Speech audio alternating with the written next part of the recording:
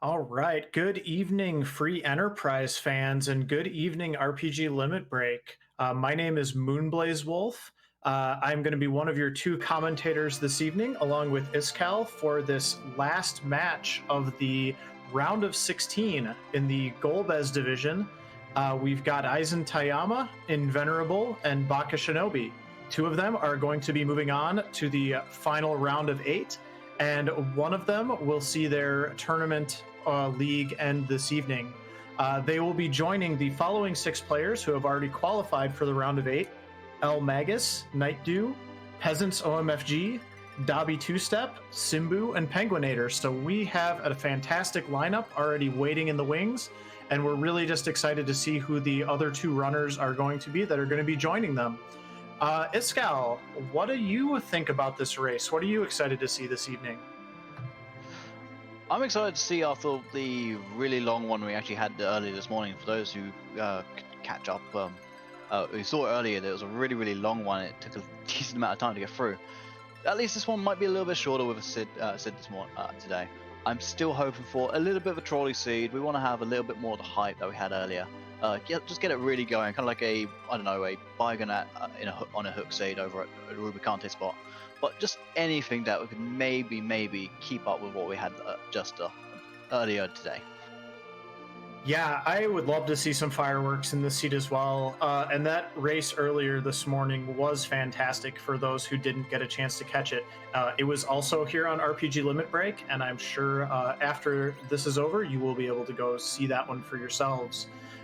We have some incredible talent on display tonight, too, so it would be really great if the seed decided to throw a roadblock or a curveball in front of them that really tested all of that skill and game knowledge that they have. Absolutely, it's like we're here to see the best of the best, and we really want to see just how what the best can do and how they can maybe just get through the game. What the decisions to make, different pathing that can come along. Every runner is different. It's a randomizer. We can't stress this enough. Any play in any different location can be the right play. It just determines A, how lucky you might want to be, or C, go with C, just where you want to go. Other than that, we're off to the start. Yep, and here we go. So we mentioned we've got a Sid start here. Looks like we're going to be pairing Sid with one of our twins, as well as the Pan, and that's a Porum there. So we've got a White Mage, a hammer wielding, axe wielding engineer, and we've got a piece of flatware. Absolutely. It's going to be interesting to see when people get to the underground. Maybe people will skip out on football just to maybe get the triple you can get over on football, go over, do the defense, and then go up to Sheila just to get Sheila 1 and 2 along with that. It saves a little bit of time, but it could end up being the wrong play because something important might be over in football. Yeah, the Pan is a key item that once you get underground gives you immediate access to 3 additional key items. So it is very coveted. And not surprisingly, we see our runners pretty much just right off to the races. Invenerable and bakashinobi both starting with a check of Watery Pass to just see if maybe a Mist Dragon is hiding there. Meanwhile, eizantayama is looting Baron. Absolutely. Not different routes already. Obviously going through Demacia, and right after you've checked that boss, we'll probably see Eisen do the same very soon, just checking on that Baron. It's a little bit more information as well, because you get to see who's guarding who, what the boss is available, and if you can come back later. Of course, you can't see the second boss, but the first boss is always good to know. Absolutely, and I was looking away, and I did miss who the character was at the Baron Inn, but I did notice that Eisen picked up a heroine robe, which we've already got the best starting character objectively that you can get to kick things off in Sid, but you throw that heroine robe on Porum, and she is also going to be a force to be reckoned with in this seed. Absolutely, Heroine can really buff up those stats early in the game, which can let you just get through some of those early bosses. Along with Sid being a little bit tanky, being able to survive, being able to just do the damage they need to. Bugger and Inven going straight to the Antlion Cave as well. Yang was apparently at. All right, yeah, and we see Baka and Inven doing basically the same stuff here, which is pretty interesting. Eisen giving us a nice contrast. He's going to check the Hobbs character first here and see who else is maybe available to add to his party. Not a problem at all. They've got a decent team to be able to just find out what they want. Especially on these early bosses, you might want to just get a little bit of experience. You can help out with some of the edge areas. And it's another twin guarded by a croc. Indeed, that is a Black Mage twin, so very sought after party member here. And Invenerable and Bakashinobi both picked up a Zeus gauntlet in the Antlion Cave, and some Artemis arrows I saw as well. So there's a lot of power on the board early in this seed. Yeah, looking to be a pretty good seed for our runners. Unfortunately, not so much for us. We'll see if we can get some troll bosses around. Other than that, just two twins and a Sid being really, really good for now. A flare going off on Eisen's screen and just hammering away. So we got a bunch of two archers going off in Inven, and the Zeus gauntlets onto Sid is going to make him really good in his early game, being very, very strong. Not only strong, but that Zeus Gauntlet also adds 10 vitality as well. So also going to make it so that he is much harder to bring down. So I would say at this point, it's going to be interesting to see some of the routing decisions that get made, because I don't see a lot of stuff that can really slow our runners down too much at this point. No, that's all. Entire overworld probably going to be a breeze for them at this point. They're probably looking for the way underground right now, over going to Fabul, as I mentioned earlier. But you never know, they could check the entire place, go to Mount Ordeals even, and just not find anything and have to go to Fabul anyway. We'll just see who decides to go where. Obviously with Eisen now finally going to Demacian, and Inven fighting their Dark Elf over in the Antlion Cave. Yep, and seeing a little bit of a optimization there with Invenerable using that Stardust to get a little extra damage in. And oh baby, we got half a go mode. That is the Legend Sword. Jet Seed incoming maybe from a really long 2-hour race to what, 30 minutes? I mean, I don't know if it's going to go that fast, but holy cow, this seed is definitely shaping up to be a quick one. This could be fun, folks. Buckle your seatbelts here. Absolutely. It's just I would not be surprised if Eisen's going to Antlion next. The other guys might check out Hobson. We've got a little bit of an even race going still, because people have got things to check. We'll just see how people go. Because not all the entire map has been explored yet. We'll just see how. It's just wow. Yeah, this is it's going to be really interesting to see some of the routing decisions that our runners make as well. And keep in mind, they don't have to win necessarily, but they do need to finish top 2, and they are also very well aware of how good this competition is. So, I mean, every second's going to count in a race like this for sure. So, Baka and Inven are, again, kind of doing what we've already seen here. They're going to be picking up their Palums, and Eisen is now making that dive into Antlion Cave here.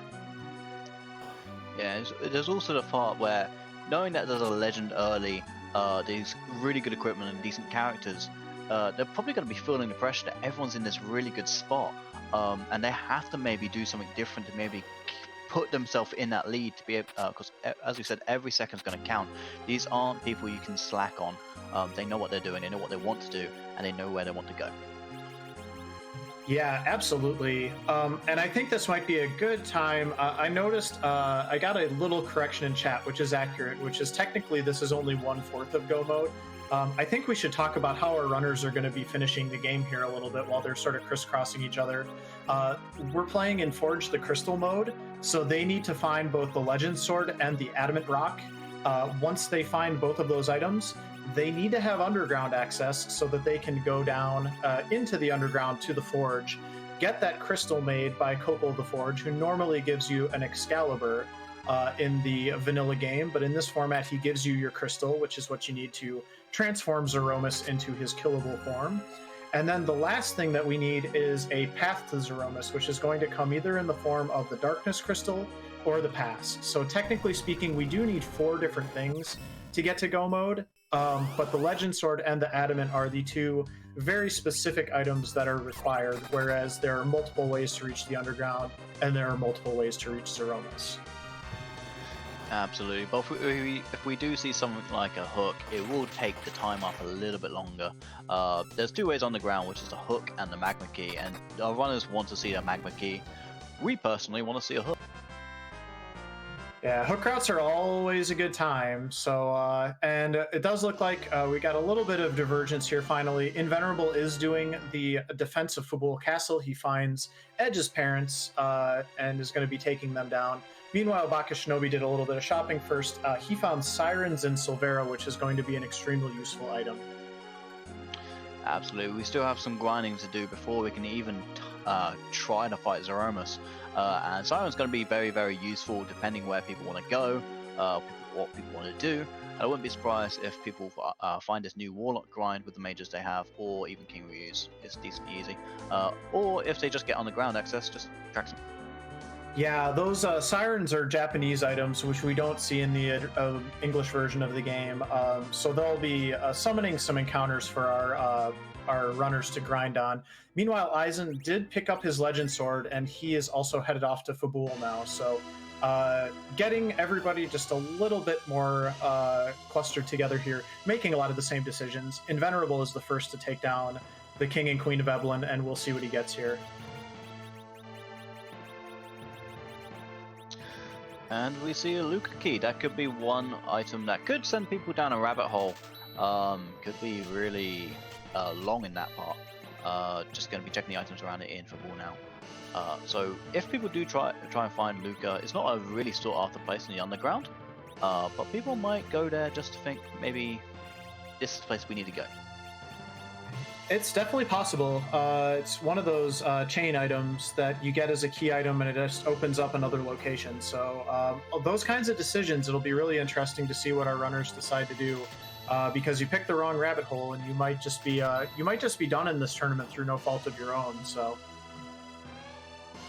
such is the nature of randomizers. Absolutely. So we're gonna probably see a lot of high percentage plays.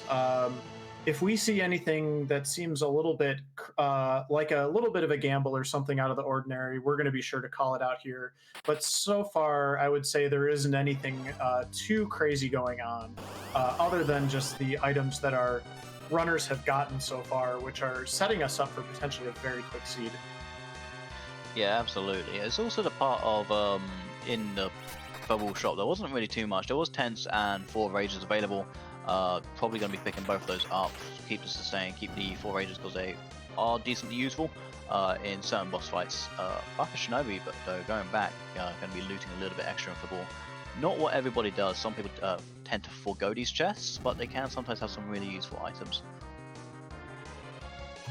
Yeah, I am generally of the mindset that if you're gonna loot half of something, you want to loot the whole thing. But a seed like this, we might see that kind of throw some of those rules out the window, just because our runners are really going to be kind of feeling like every second counts, as we've kind of been saying here.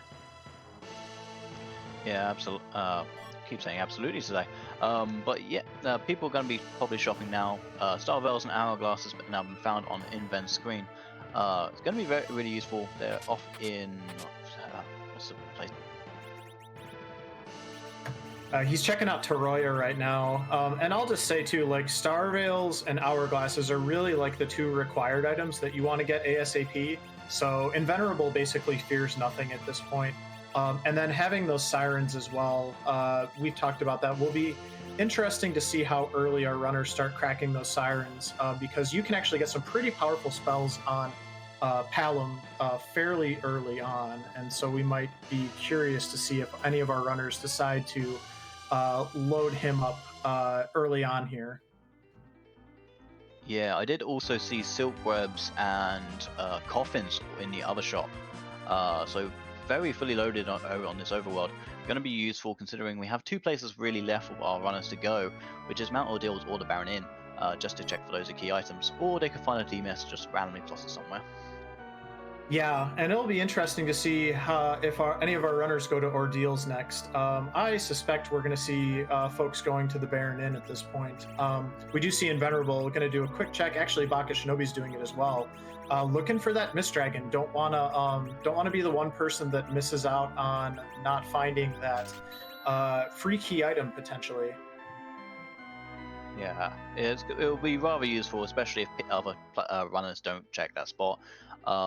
People really don't want to check Mount Ordeals Baron Inn too often. It's a little bit of a time waste, but in this situation, it's probably one of the better choices, as obviously you have to do it at this point. Yeah, at this point, and I'm not surprised, Invenerable and bakashinobi have both headed back to Baron here. Neither of them had actually looted Baron yet either, so this makes a lot of sense. They're going to continue to acquire assets and quickly dispatch these Dark Imps, and then we'll see about the second fight here.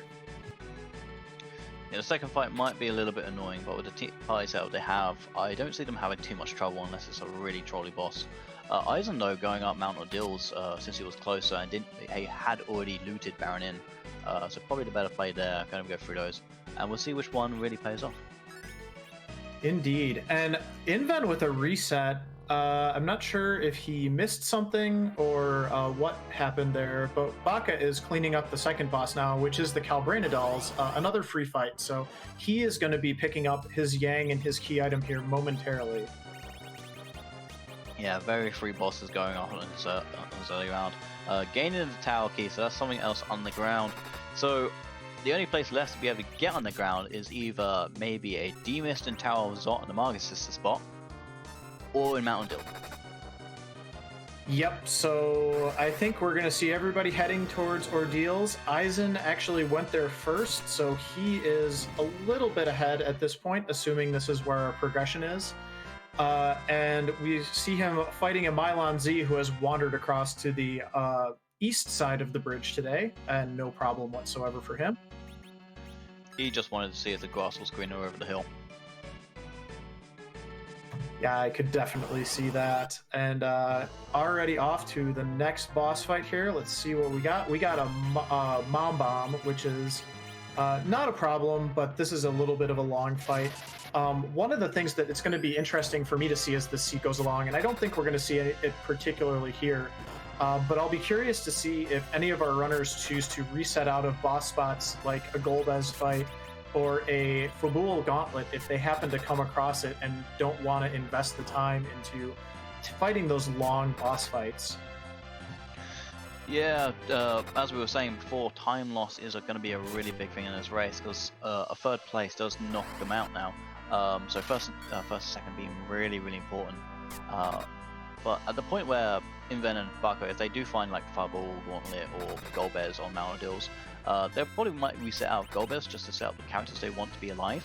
But I don't see them resetting out of anything else just because they need to get through now. It's just going to be a real big hassle if they do get something like the Fabul Gauntlet. Yeah, I think they know now that this is, I mean, Eisen's in this regardless. He's two bosses in already. Bak and Inven know that they have to go to Ordeals next, especially because they've checked those two free boss spots already. So yeah, we're going to see all of our runners here taking Mount Ordeals down, and it looks like Eisen's going to be the first one to finish it up. Yeah, with that little bit of an early lead, it should clear up very, yeah, straight up kill with Boris. Another J item that just basically sends ice. Really good. Inven resetting out of the Mount Ordeals as well. Or did he just finish the Yang fight? I think he just finished looting Baron, and now he's finishing up some shop checks, and then he'll be on his way. Yeah, he'll probably soon be on there. Just continuing the shopping spree. Always good to go for a bit of shopping in this kind of.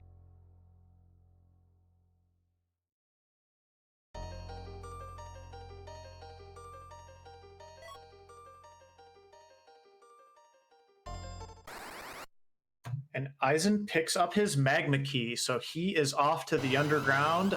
He's going to be our first runner underground at this point, unless he wants to go check out that Baron Inn first.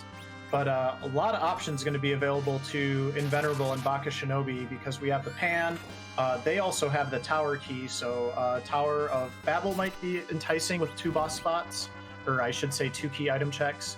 And our runners are just going to continue cutting through this seed. Yeah, just see elements going down in basically one swing. Mylon Z thought he tried to bring his friends and unfortunately couldn't do anything about it. So Magma Key being really good for our runners at this point. Especially, but once again, it's that point where Eisen has a small lead. We'll see if he goes to Baron in first. Might want to be a little bit enticing picking up the Yang, but it'll be very surprising if he doesn't just go straight down to the underground right now. Yeah, I think with that pan in hand, you want to get underground as soon as you can. But at the same time, and Eisen has that information, so I mean, I'm sure he wants a Yang in his party, so he may stop off at the Baron in first. I could see that. Yeah, it was a decently easy fight, so it's not going to be too much of a time loss if he does decide to do so. It'll probably put our runners more in like an equal footing at that point. But if he does go down to the underground, he's got a decent lead. Obviously, Pan can give him decent items, or he can go off to Feymarch, get free stuff. There's decent options that he can take right now. Looks like he's going to do a little bit more shopping though, because he didn't check all the shops. Yeah, and I think you kind of hit on something there, which is that all of our runners have basically done all the same things at this point, except that Eisen hasn't done Baron in, but he has finished Ordeals. So, I mean, even though they took slightly different routes to get there, they're all kind of converging on the same set of items and same goals cleared at this point. Yeah, which makes it very, very fun for us, as we'll see a very tight ending as well. Eisen being trolled by the NPCs, the worst bosses in the... Yeah, they were all getting in on the act there. That was pretty rude. But yeah, he's headed underground. I'm sure he is going to just go take care of those pan checks right away and get that squared away. Maybe find his adamant and then, you know, have everything he needs except for a way to the end. Yeah, it's also very useful for them now to have the underground access. We've seen coffins, we've seen sirens, we've seen hourglasses as well. We'll just see how people grind, how people want to get through, how much time people just really don't want to waste just getting through this. So we'll see where Eisen decides to go. We've already seen there's a couple of different options. As you said, the Tower Key has 2 bosses, but also Pan's super easy. Feymarch is still available as well. And we'll just see where people go. Yeah, and I think one thing that does change a little bit is if our runners were going underground and they didn't have the Legend Sword, so they didn't have either piece of the crystal, I think that absolutely changes the way, maybe not with the pan, but with some of these other checks, you really want efficiency as your top priority at this point, because you already have half of go mode. You're really just kind of one item away at this point.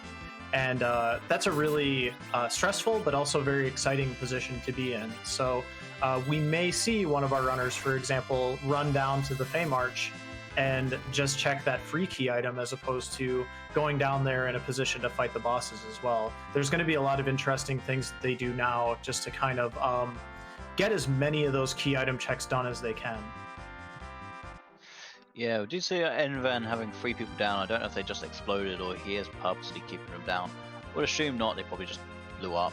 Eisen did crack an egg though. I think he was looking for a coffin though, because I don't think he bought them, as he was just looking through that item list and ended up going with the Hourglass too.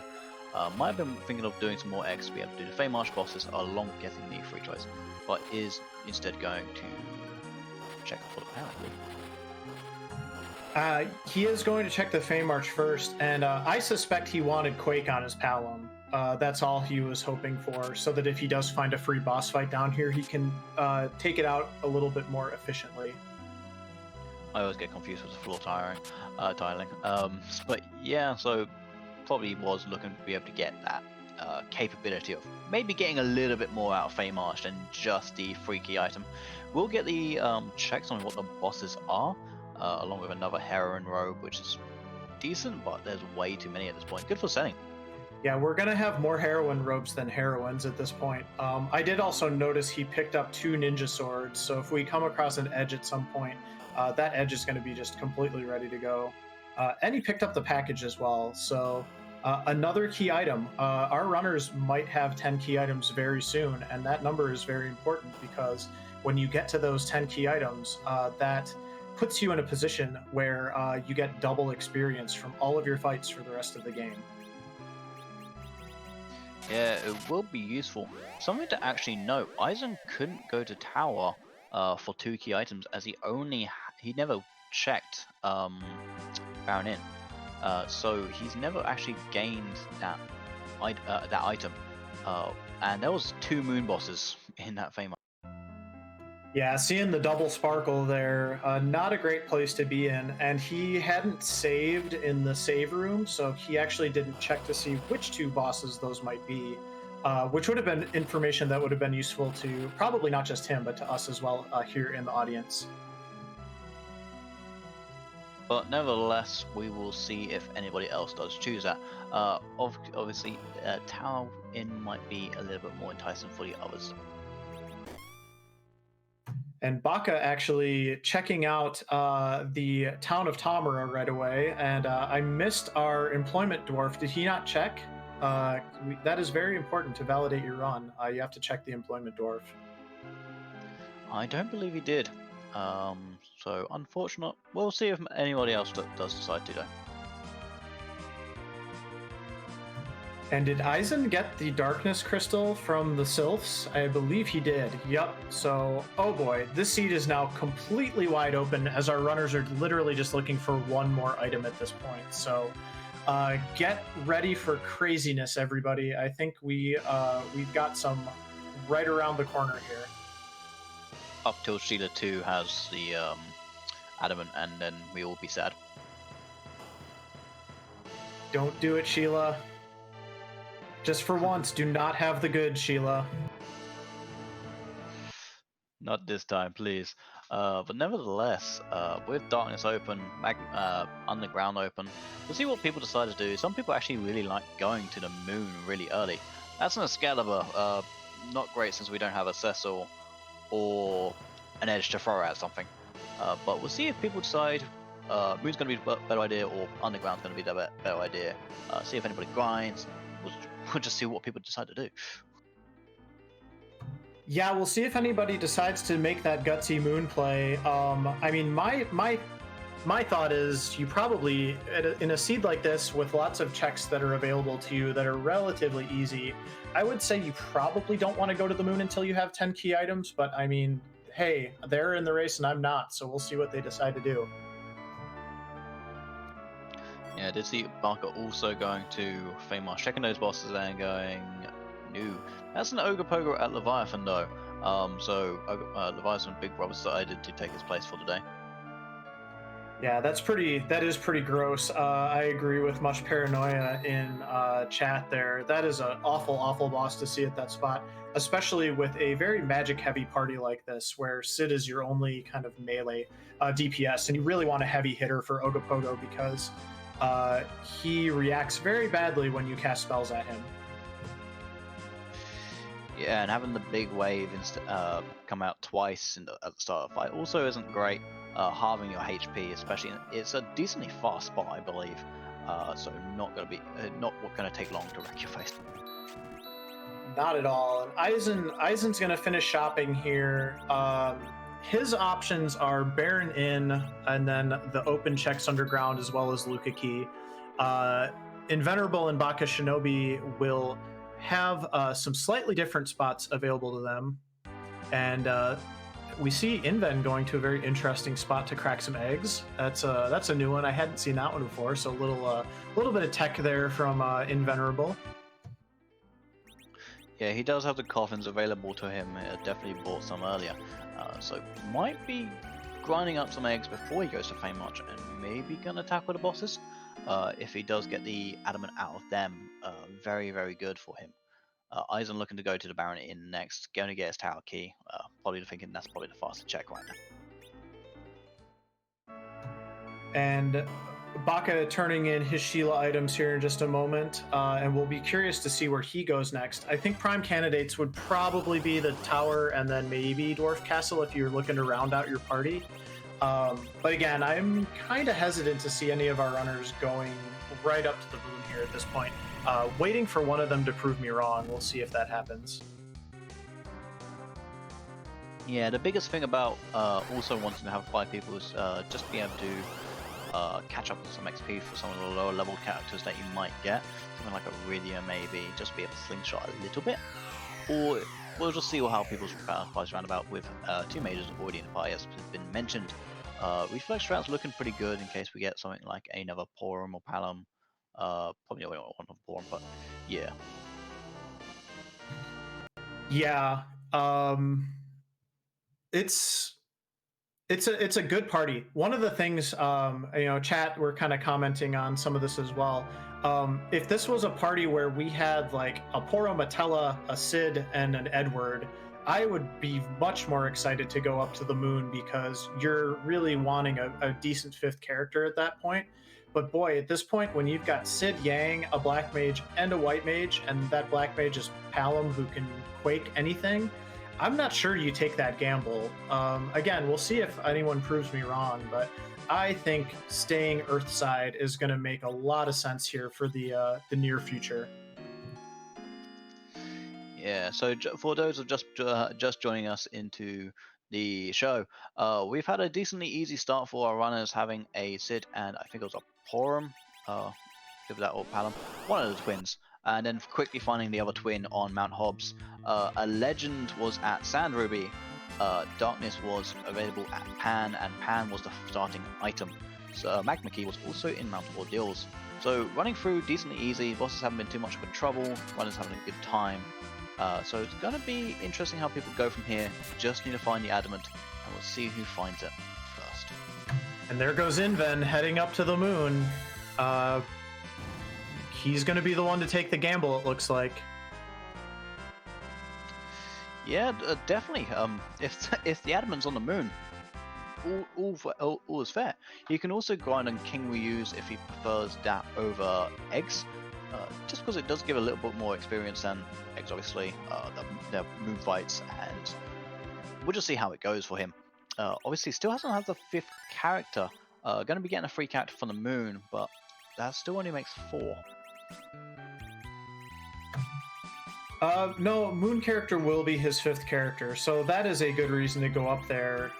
Again, the thing to me is just the thing to me is just not having 10 key items, because I mean, it would be, you could probably get 10 key items within a couple minutes here, and then you go up there and you get double the XP. But I mean, we'll see. I'm not being critical or anything. This is a totally legit play. I know one of the things Invenerable and I've heard him talking about with other people is just this idea that your general theory of the case for this format is one piece of Go mode on the Earth and one piece of Go mode on or through the moon. So if you're holding true to that, you feel like the Earth is, or the moon is the answer right now, and you want to get up there as soon as you can.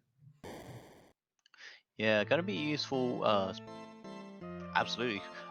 Also because Moon has a lot more checks compared to something like the Underground. It's all open to you as long as you can beat the bosses. And going from bottom to top, it's like in a very short space of time, it's about 4 key items checks. Yep. There's a lot of item checks clustered close together, and he finds a Rosa up on the moon, so that's a really good character. He will be able to get a pretty decent slingshot on her here as well. Along with those heroin robes, Artemis arrows, he's got a lot of game up here, so this is pretty exciting.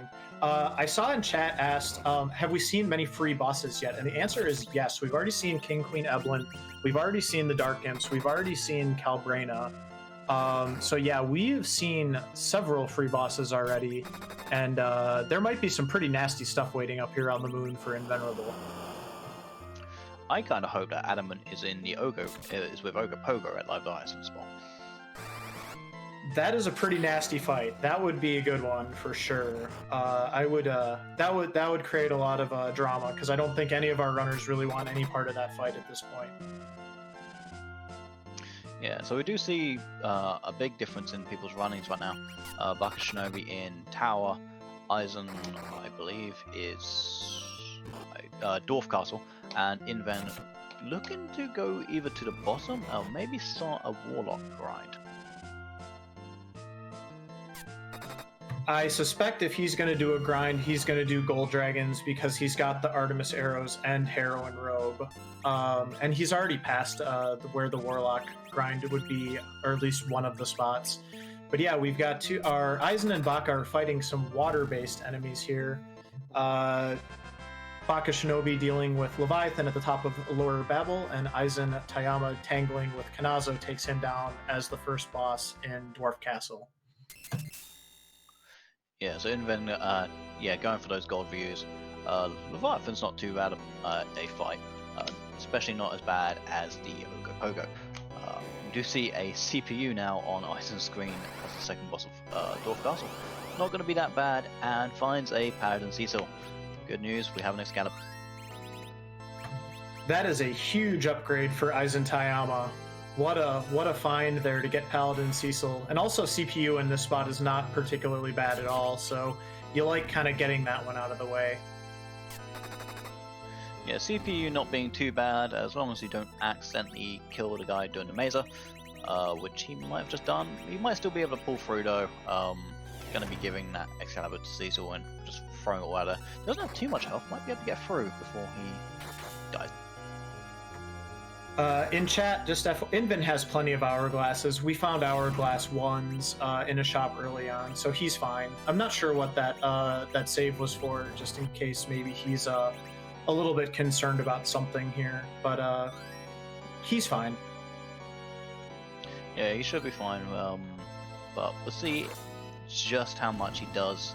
Yeah, he just used an hourglass 3. We'll see if he's got enough from tests. Or he might be just doing 1 or 2 fights. He's got 5 people. Then go check the boss, and we'll see if he wants to do any more grinding. Baka finishing off his fight, going off to the second part of the tower to find out what he can get. Aizen having a little bit of trouble. Baka found a twin harp at that Leviathan at the top of tower as well, so that's another potential key item check Earthside. Invenerable has like 10 hourglasses, everybody. He's good up here, so don't worry too much about Invenerable. He's got this under control. Yeah, and I really like this right now, because it is... everyone's somewhere different. One person's on the ground, one person's on the moon, 2 different, as far away as you can get. And we see a gauntlet. Yeah, gauntlet in the tower room. Hopefully Baka brought some Thor Rages or something to this fight, because that is definitely the most efficient way through it. Yeah, it will be interesting if he decides to do Twin Harp. Since none of our other runners haven't got it, obviously everyone's going to have different key items now, different items and different ways to it they're going to be going. It's going to be really cool. But we'll see if he decides to Twin Harp. Maybe that'll bring something up that might be useful. Or, ooh, Aizen wipe. Oh, that's a tough wipe for Aizen, unfortunately. He must have had kind of low hit points from that Leviathan spot.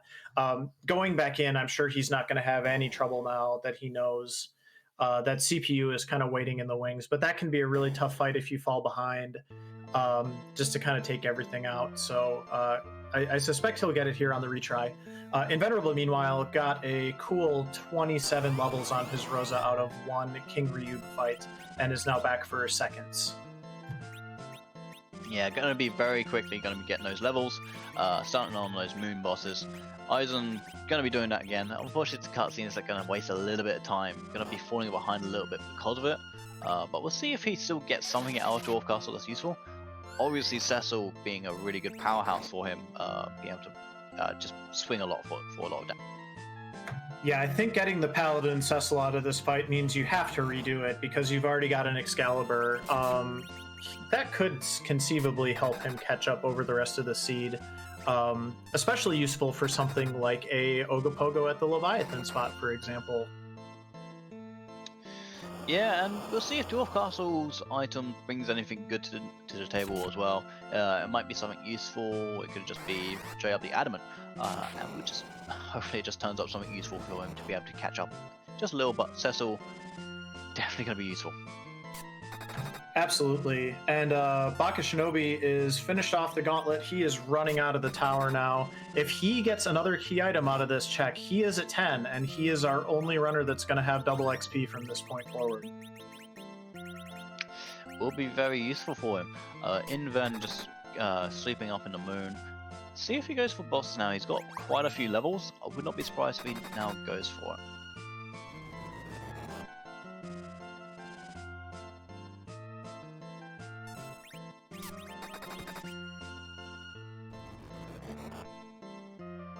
And Baka gets that 10th key item. It's the pink tail. So he is in double experience mode.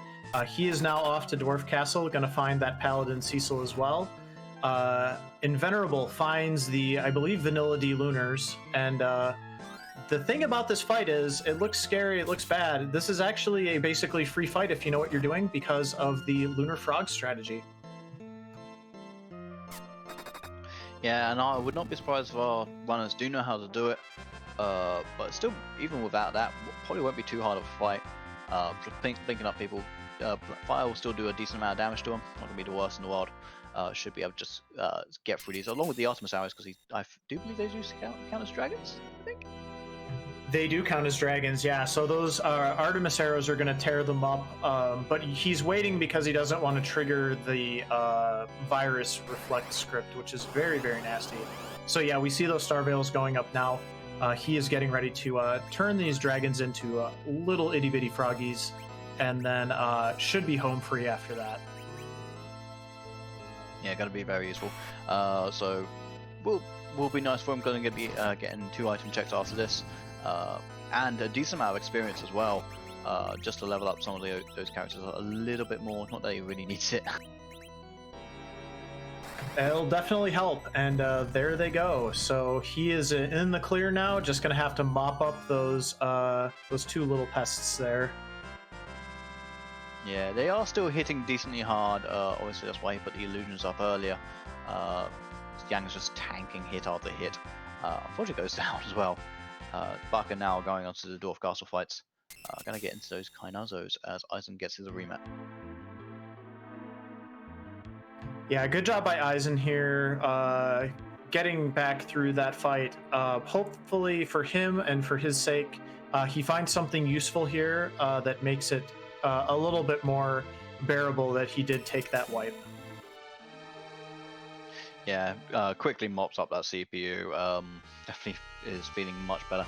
Gets 24 levels on the Cecil, so pretty decent starting off at level 25 Cecil. Yeah, that Cecil Iscal level 25, he's ready to finish kind of taking it to stuff, and gets the Baron key. So, oh my gosh, all these chain items on the Earth. Bakashinobi's already up to 10. He hasn't even touched the moon yet.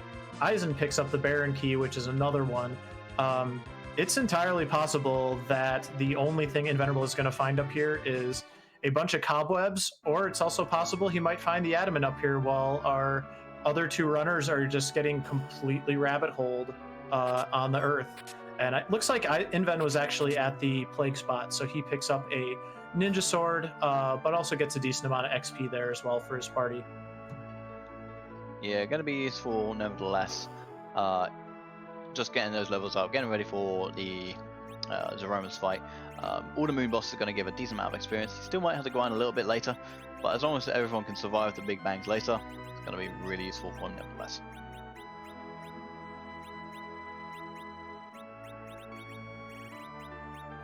Absolutely. And so now Eisen has a choice to make. He needs to decide if he wants to go do that Baron key or stay underground. He hasn't done the tower yet. Meanwhile, Bakashinobi's is going to have the Baron key and the Twin Harp, and that is a Golbez at the D-Lunar spot. So big reset, quick reset there from Invenerable. We'll see what he decides to do here. He looks like he is going to prepare his party for battle, and then go hopefully take care of that Golbez. Yeah, Golbez. It's not the worst to find, but he is called Trollbez for a reason. So he's going to be just setting up his party, going to be getting ready for it. So it's an easier fight. He can get those star veils off when he wants to, and it's basically free once star veils are up. Yep, and you'll see here, all he wants to do is he wants to get a status effect on his party that takes priority over Paralyze. So what's going to happen now is Golbez is going to open that fight with his hold attack, but because Inven's characters are already poisoned, the hold will not take effect, and he'll be able to get his Star Veils up on his characters pretty much right away. once once Golbez's Shadow Dragon has departed. Yeah, so everyone's going to be super ready to be able to get whatever they want. And as I was saying, just get some Star Bells up. It's a free fight. Baka grabbing his Baron key and Eisen climbing the tower to get their Harp and Pinktail. And bakashinobi is now faced with that decision, like we talked about. Eisen is going to find his Twin Harp and his Pinktail, I suspect without too much difficulty. And we'll see what those two decide to do next. Meanwhile, Invenerable is going to give us a Golbez clinic here. So everybody, like we've kind of been saying, like these are some incredible runners. They know all these advanced strats. You're seeing them right here in front of your eyes. So this is something that is very, very exciting and very techy that Invenerable has done here. Yeah, do see Baka going to Luca. Not the worst, not a bad play. If it's here or something useful once again, it's going to be good. If there's not much here, he's probably saved outside. Can just quickly reset out. We'll just hope there's something good down there. Yeah, absolutely. Bakashinobi is gonna run down here. No encounters, nothing in his way. He's gonna check this key item and see if it's something useful, and then if it's not, he can just reset out. Thinking it through, I really like this play from Baka. The reason why is because you've got a lot of blanks left. You've already got 10 key items, so the only things that you are probably going to stay in the fight for in this check are the pass, the hook, or the earth crystal, or the adamant. Anything else, you're just resetting out in all likelihood, unless it's maybe something like a crystal sword. But even then, you've already got an Excalibur. So I actually really like this check from Baka here. Yeah, obviously, as you said, he has 2 tanky items, so unless he gets that, he's going to be resetting out. Invenerable having a decently easy time against Golbez. Just, I think he died to the poison actually. Might have obviously been to being eaten though. Other than that, Eisen finishing off his fight, going to be rewarded for that. And with a Twin Harp, we'll see if anyone decides to go for some music today. Would be really nice. But probably going to be heading down, grabbing his Pinktail. Unfortunately, can't really handle it in, and it's a reset from Baka. And he sees the Sand Ruby. He's already got 10 key items. He doesn't need it. He's got a good party, and just resets out. And that took him about 2 minutes. So, like to see that. That's a good check. Oh, actually, he's I know what he's doing here. He forgot to check to see if it's a Mist Dragon guarding the spot, because we haven't seen the Mist Dragon yet. So, good memory from Baka there. Yeah, it would have been really annoying if he decided to leave and D-Mist was there and holding what they wanted. If it's not Mist Dragon, will not be surprised. Just resets out. Yeah, this is, I'm sure, just purely checking that boss spot, but we have seen that happen in the highway to the Zemus zone, no less. So good on him to remember to at least do this boss check, regardless of what it is. And it's stopped the Blue Gate, and it's gone. So that's a decently easy boss, gone away. So it's not the worst in the world. And we'll just see where he goes next. Meanwhile, Invenerable has finished off Golbez, and let's see what our 2 key items are here. He found more. There's an armory up here on the moon, I think. He's found 3 swords so far. It's just all the swords on the moon. I think. Dang it, I can't. Gilgamesh will be really happy about this place, that's for sure. Yeah, he'd probably have 1 for each arm at this point. Oh boy, bakashinobi headed up to the moon. Interesting decision. He does have the 10 key items though, so he, if nothing else, he can get a really efficient grind. Meanwhile, Invenerable went up there with 8, and guess what, folks? He is still stuck on 8 key items after about 15 minutes on the moon. Yeah, it is a little bit annoying for him. Obviously, he's already done a little bit of a gold dragon grind. Going to be checking the Ogre Pogo spot now, I think. And other than that, it's just been a little bit more slow going because he's not getting as much experience as what Baka's going to be getting up to the moon. Barker still has a little bit of time to catch up though, as he still maybe has to do a small bit of grinding before fighting the D-Lunars and the Golbez. Yeah, but if you see what Baka's coming up here with, he's got Excalibur Cecil. He's already got the 10 key items. You know, he is in a much more advantageous position to close some of that gap that Invenerable. Being first up here does have some advantages, but he has not been able to capitalize on that play that he made so far. Yeah, very unfortunate for him because of just the boss is not really coming up with anything that's really wanted. A couple swords really, and not even an Avenger. But at least he's got a free plague fight now here. Shouldn't be too hard for him to get that boss. Still losing a couple people to the count, unfortunately, but we'll be resetting that very soon.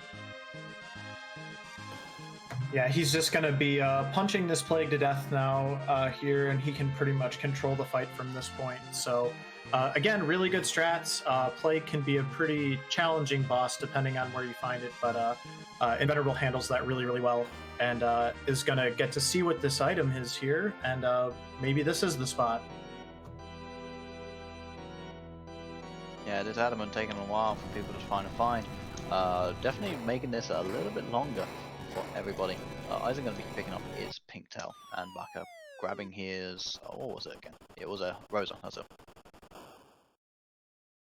One thing to keep in mind too is all of our runners, I'm sure, know at this point that everybody is just one item away. So every key item check that you make and you don't find the adamant, you feel a little bit more pressure just to be watching maybe that IRC chat, be watching for that first dot done to come in. It's not a great position to be in, and you just hope that you're doing the things that nobody else is doing, and you hope that you're doing them more efficiently than somebody else might be doing. So a lot of tension right now for our runners. Even though it's only about 50 minutes into the race, they are feeling the pressure at this point. It is a very good point because the map is so open. Anybody could be anywhere, anybody could be doing different things. Obviously we've had Luca checked, we've had people on the moon, we've had Dwarf Castle already checked, and we'll just see where people go next. Obviously they've just the figures where they gone, what have I haven't checked.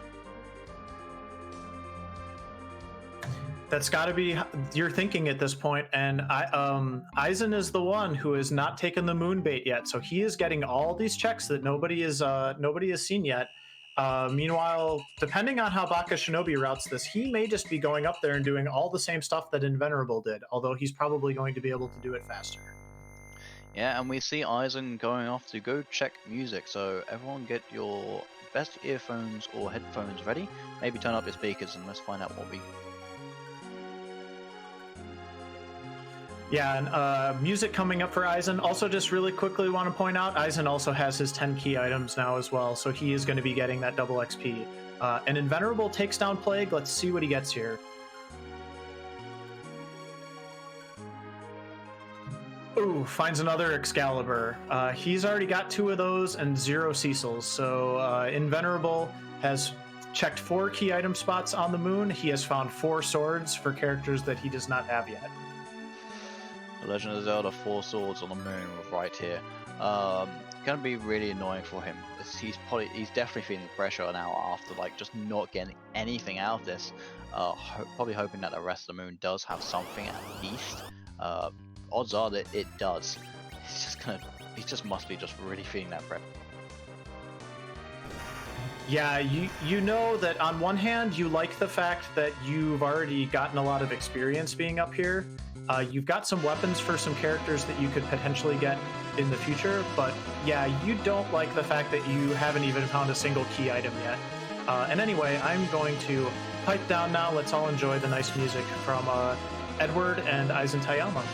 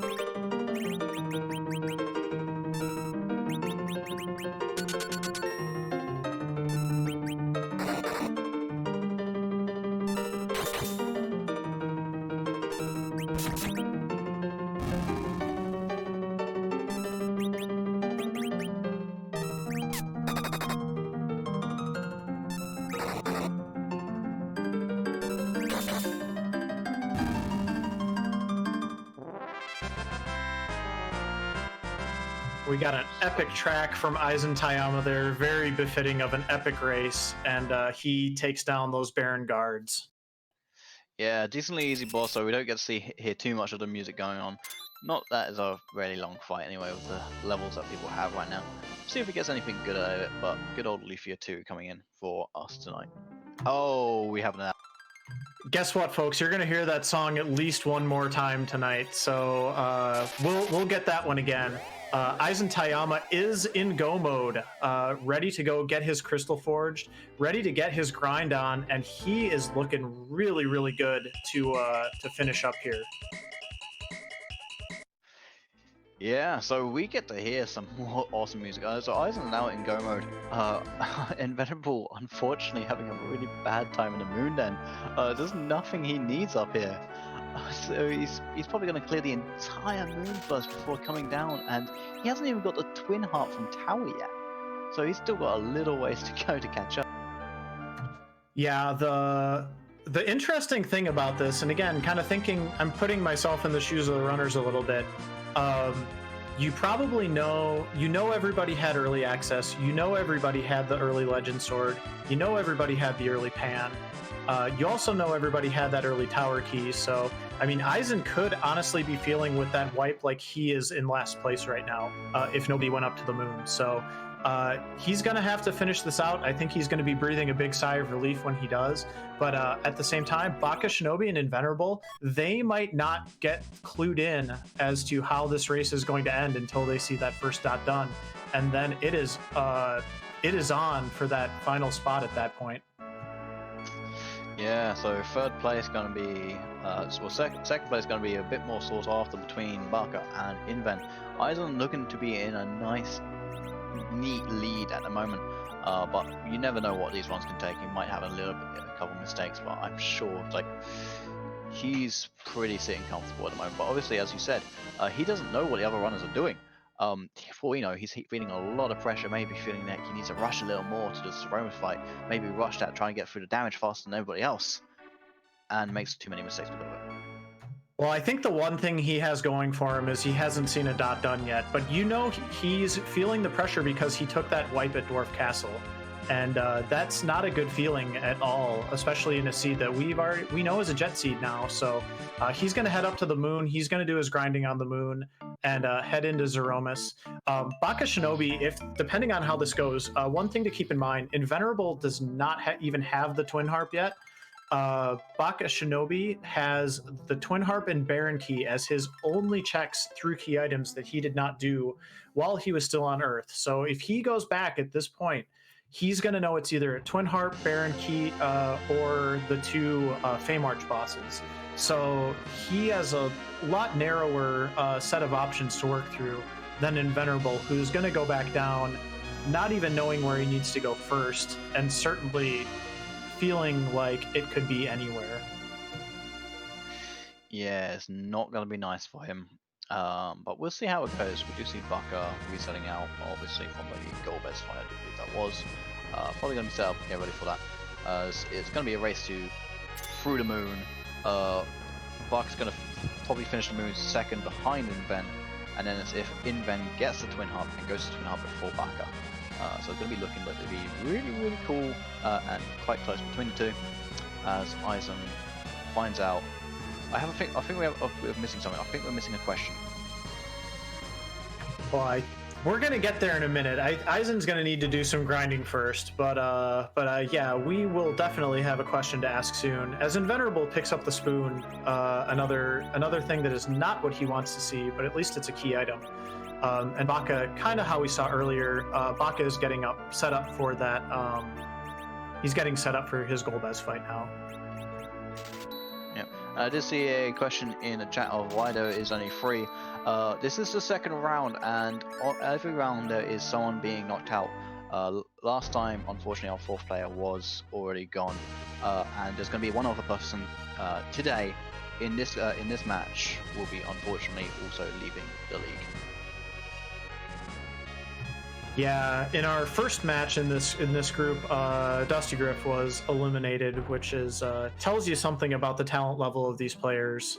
And yeah, not too much to say other than that, but that is why we have the swoon down there in the lower right. So Invenerable actually doing his last moon check here, so may be able to get back to Earth and start digging away down there before Eisen is finishing here, depending on who the boss is. But yeah, Eisen is headed straight. He is on a collision course with Zeromus at this point. Yeah, so he just needs to do a little bit more grinding. Going to be killing probably a bunch of dragons, getting through. Inven checking Gaper Harmut as his last thing. Finds the Demus. We'll see if he checks. So Invenerable feeling a little bit better about this probably at this point. The big thing about this fight, this is going to be a slow grind of a fight. The spot hits hard. It's got a lot of hit points, and although I don't think Invenerable is really in any danger of dying, this fight is going to take a very long time for him to finish off. Yeah, very unfortunate. As you said, it's a very high TP spot, and demissed every 3 attacks will just phase into miss, and you can't actually hit him. So it's going to be a little bit more of a grind, but he can heal up between those phases. Should be alright. It's just going to take him a little bit. Yeah, Demus likes to sit down and take a break every once in a while, and it's very, very difficult to make this fight go efficiently in spots like this that have high hit points. It's very annoying. Obviously, as us as people who are watching, we already know where everything is, and I just feel sorry for Inven at this point. But it's going to be really, really cool when like these two just catch up with each other, and we're going to have a decently close match between the two for second place.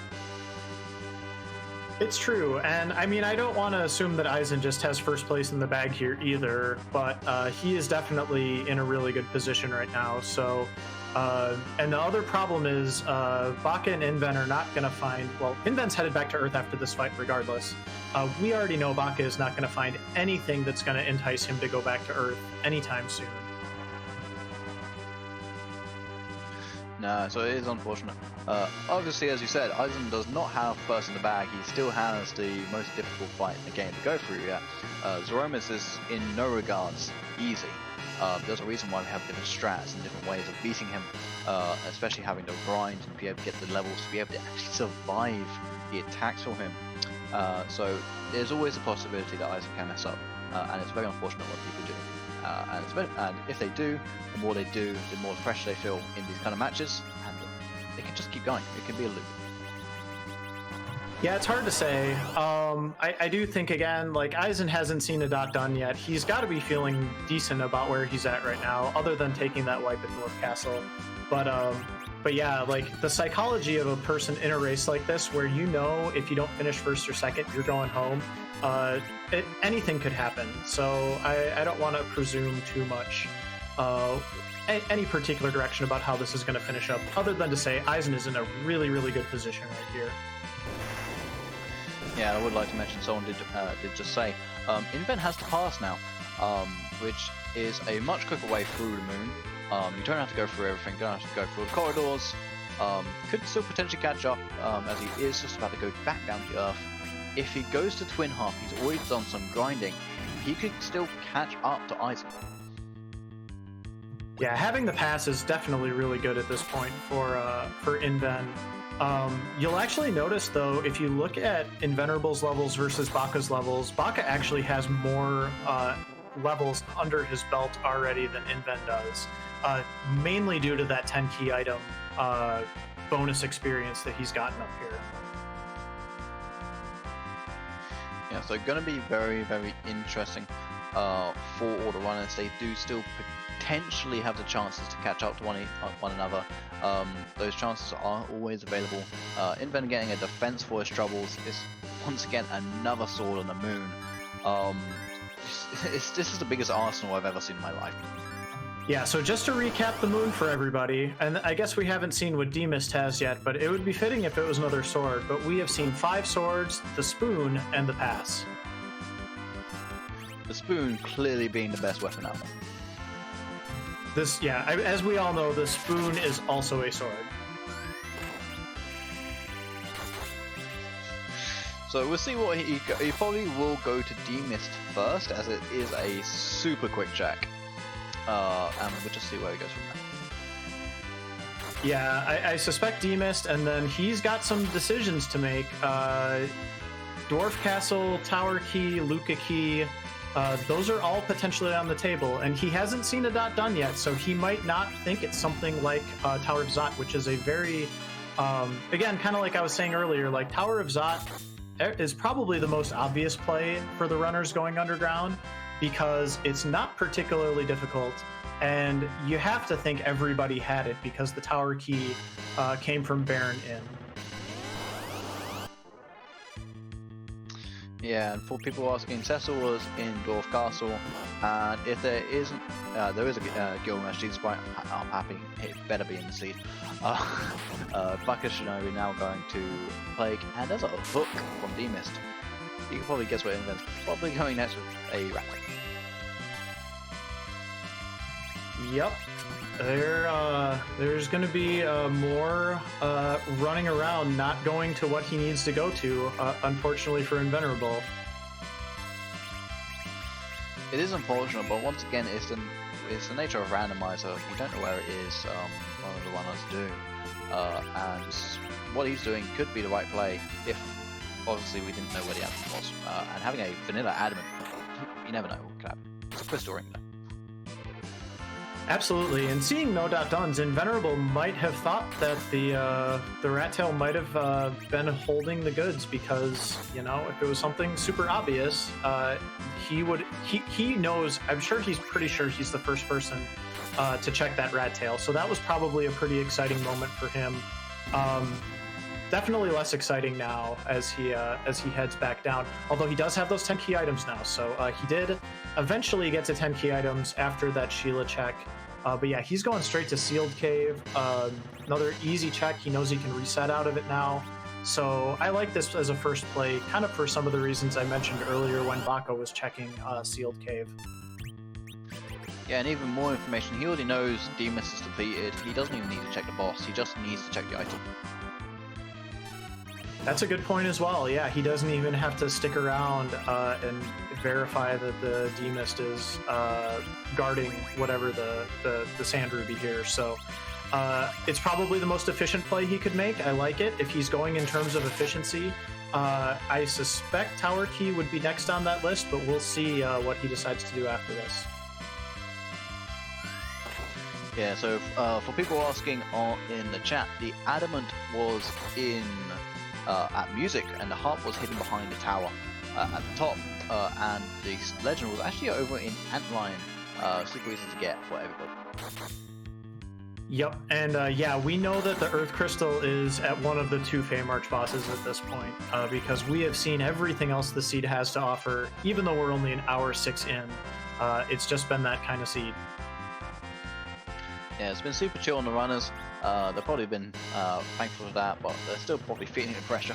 Obviously, we've been saying this all this entire time, and they're just going to go through it as fast as they possibly can, which just shows just the skill level of these runners. That it's an hour and 6 minutes, and we've basically seen everything. Pretty much, and yeah, it could also be at Baron Key. That's true. We haven't seen that yet, so. Definitely some different options here. Invenerable trying to decide where to go next. Looks like he has settled on tower, so okay, he might be on the right track here. Eisen is still grinding at this point. I think he doesn't have a great way of taking down these gold dragons in a hurry. Maybe getting slightly to that point, but I think he wants to get Nuke on his Palom, and then he's going to go. Sid is ready to tank the floor as the agility anchor in his Zeromus fight, maybe throw some Cure 3s. So we're just waiting at this point to get that nuke on Palom, and then I think we'll be on our way. I've heard of people tanking demon walls. I've never heard of anyone tanking the demon floor. So thank you for that one. I'm going to keep that. But yeah, so he's probably going to be finishing off, as you said, Nuke, getting the reflex tract off of him. He's just got it. Berserking up Cecil, Rosa being the white mage for the party. Yeah, and there he goes, and he should be in really good shape here. Rosa is such a good white mage, all those hit points. You've got 2 really solid attackers in Cecil and Yang. You've even got Palom to throw those nukes, which is probably going to speed the fight up, but maybe not even necessary to complete it at this point.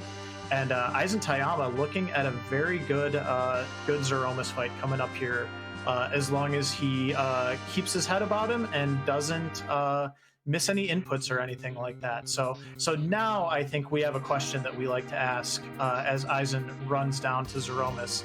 Iscal? I think it goes, whose butt are we kicking today? Yes, indeed, because we got our randomized Zeromus sprite coming up here. For anyone who has never seen FF4FE Enterprise before, we have swapped out Zeromus for a randomized sprite, usually some other villain or big baddie from a different game or something equally amusing and satisfying. So we'll see who the big end boss is waiting for eizantayama this evening.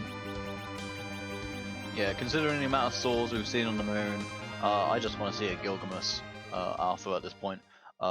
Preferably holding a spoon in one of the hands too. That would be very, very fitting.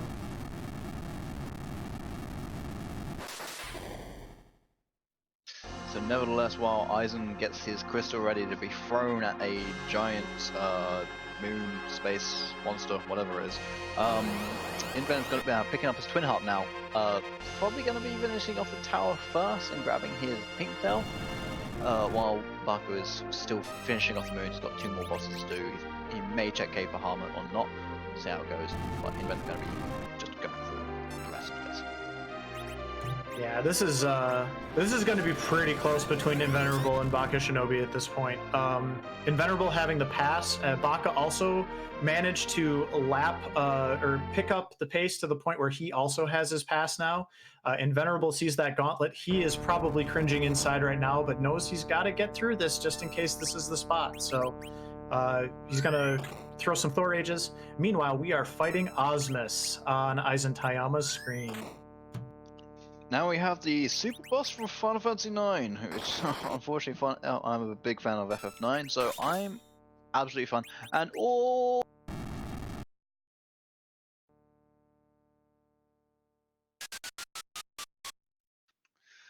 for those who don't know the orb meme, you haven't been watching enough awesome games and quick.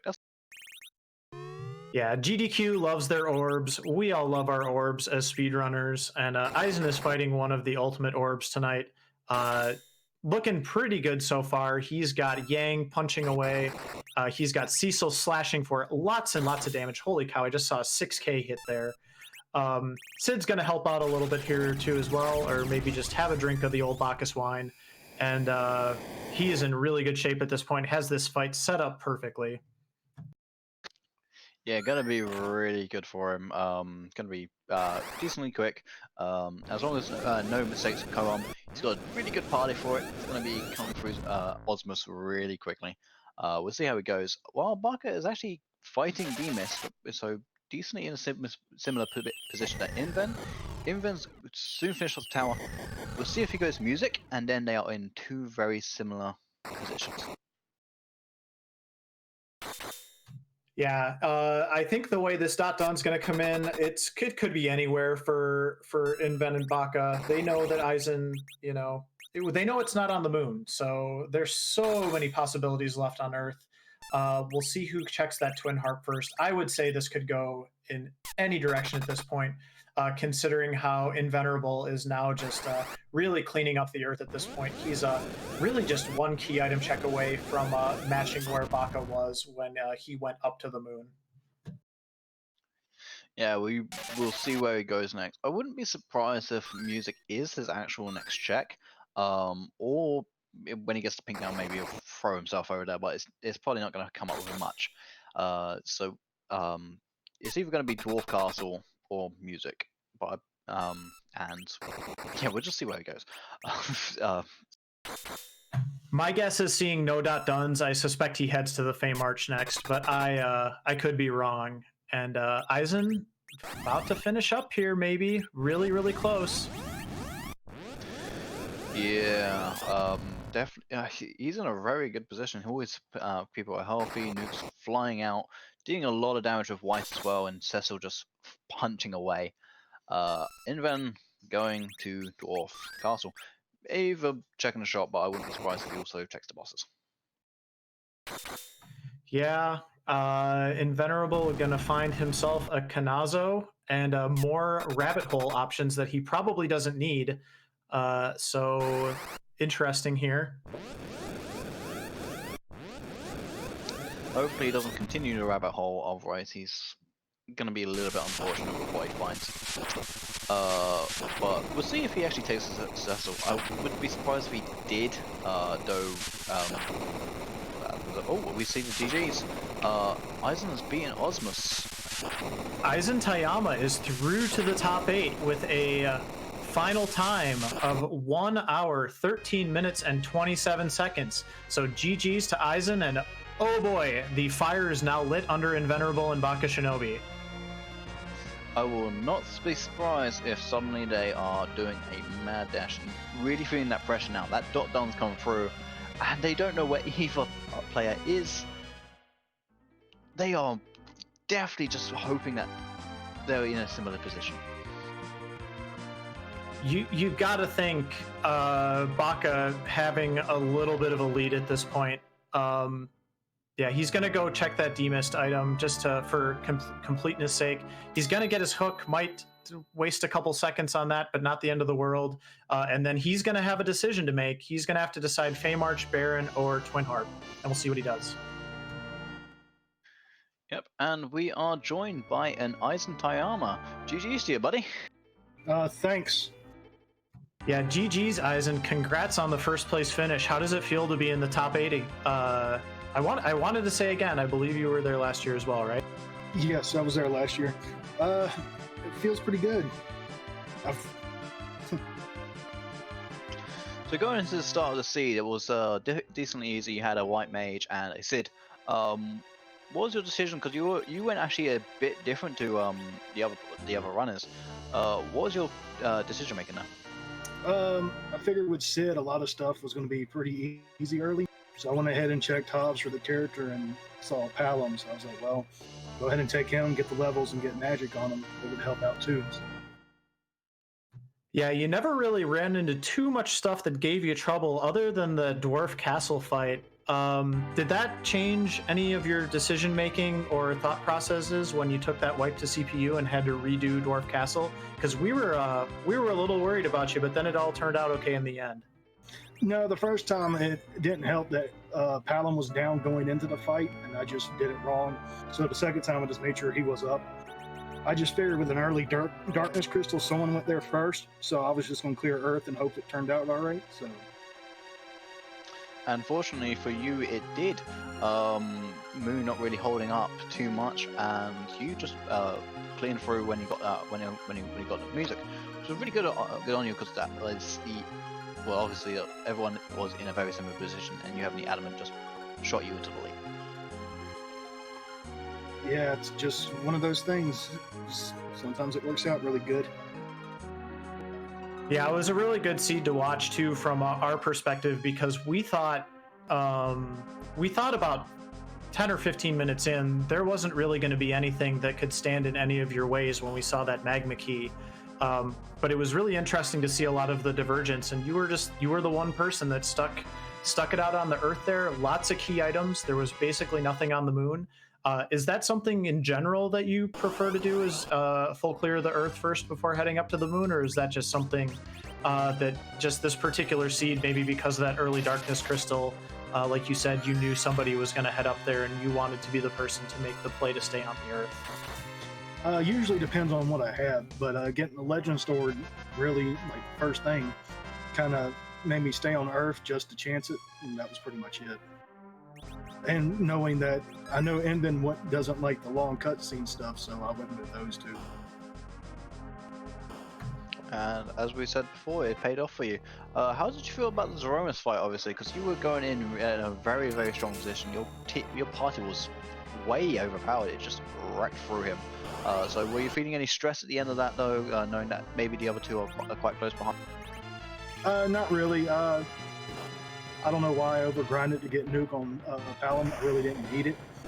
But It's just always after the first race where I wiped the Z a couple of times, I just feel like I need to be safe than sorry. So. Well, it was very impressive run and a very good Z fight for you. Any thoughts going into that top 8? Feeling pretty good about how you're playing right now? Are you excited for the competition to come? Yeah, finally get to face someone new in Dobby, but I get to rematch Peasants again. Well, you're gonna have to hold up the old guard against those two young upstarts. So hope you have it in ya. It's gonna be a lot of fun to watch. We're really looking forward to it. All right, I'm gonna head on. So.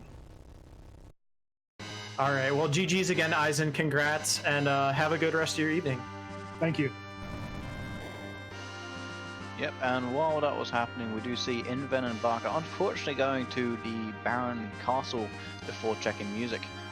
Did throw in an edge, which could have been useful earlier, but it's not really any use now. They're obviously leveled up and they got the parties they want for the final battles. Did see actually Inven did pick up the Cecil from the Dwarf Castle, thinking about it. He's still going to be decently easy to get back up there to be ready to use those Excaliburs he does have. Or like if he decides to maybe a White or Defender, he's got a couple to choose from. Yeah, Cecil's very easy to use once you got that Excalibur, and he actually gets a perfect 28 agility in the mid 40s, I want to say, so he can actually make a very good natural agility anchor as well, depending on how this all turns out. Does take that edge, I believe, over Sid, so he is leveling up his party a little bit here, which is kind of interesting. Yeah, so probably going to be seeing a little bit of a difference. Obviously, he's going to be needing to now level up, whereas Barker, I think he's more comfortable with the party he has now. He's going to be keeping whatever he gets. Goes to the Odin spot and finds... Is this even randomized? Oh, we got an Odin on the original Odin spot, so this should not pose a problem whatsoever to Baka. And we'll see... What we don't want to see for these runners, I missed it. I wasn't watching Eisen's spoiler roll, but I did not see where the Earth Crystal was. It looks like it's being pointed out in chat. It's actually at this spot. So Baka is about to pick up his Earth Crystal and have... Oh, I missed that then. Earth was at Feymarch, so never mind. Same number of rabbit holes being presented to our runners. So we'll see what both of them decide to do next. Yeah, probably both thinking the same thing at the moment. Like they want to figure out where Eisen found that adamant. Obviously they're both going through Baron Castle. They got that earlier. Not really thinking about Twin Heart right now. These are easier spots to check.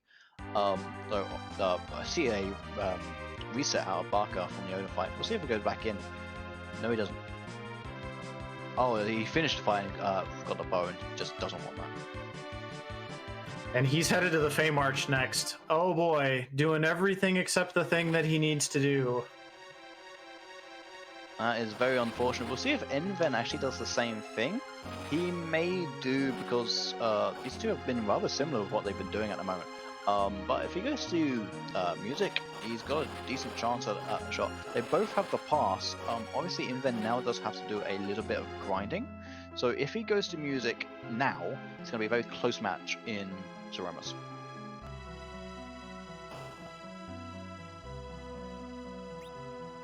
I think at this point it's just going to be whoever goes to that Twin Harp spot first. I mean, Inven may have handicapped himself a little bit by picking up that edge. I'll be curious to ask him potentially at the end, depending on how this all shakes out, what his decision was or what his reasoning was there. But I don't see any way that the other runner is going to be able to catch up, since there is so much similarity between their two parties. They both have the pass. Invenerable gets the blank text when he's looking for the adamant. That is the absolute worst feeling. And he finds out that it was not yet found. That is very unfortunate. The only reason why I can see him actually taking the edge right now is because he does actually still have all those swords he collected. So he might just be planning on using Osmos as a pin cushion. Just throwing all those weapons, even the spoon as well, which would be a 9999. And just maybe just using that as some extra damage, maybe trying to get through Zemus as fast as he can. Yeah, he could definitely be. He's got a lot of stuff to throw at this point. That is a good point. Yeah, we do see a Wyvern nuking Bucker's party entirely. Gonna be resetting out of that because that is gonna be a lot of damage. He's probably gonna try again. Send the battle speed down, puts it in the middle, and just get those star bells all the way down to 6. Ooh, being very, very cautious. Yeah, so your two choices in the Fame Arch are Ogopogo and Wyvern. Not a good place to be. And Invenerable looks like he's making the play here. Let's see what he ends up doing. But yeah, he is off to Magnus Cave.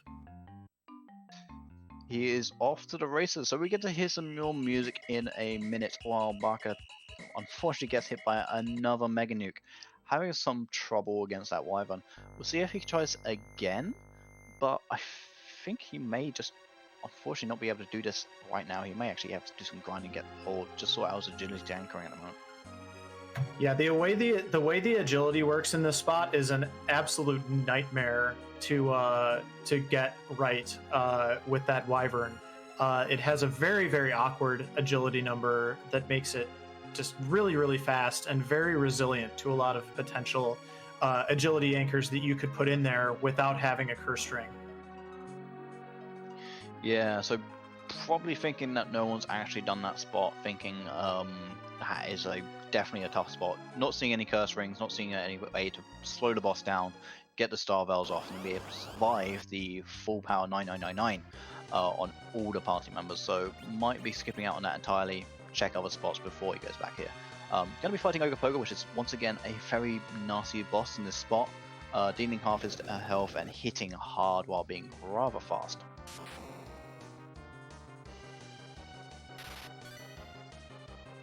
Yeah, the Ogopogo fight is much more manageable with this party, so I think that Baka's gonna be able to get. Well, I say that, and then his Simbu takes a wipe, but he's got pretty good chance of getting through this fight without too much difficulty.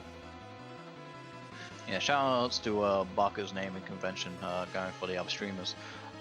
So very nice of him. Do you see him reset out again? We'll see if he goes back to try again against Ogopogo, or he just leaves this for now.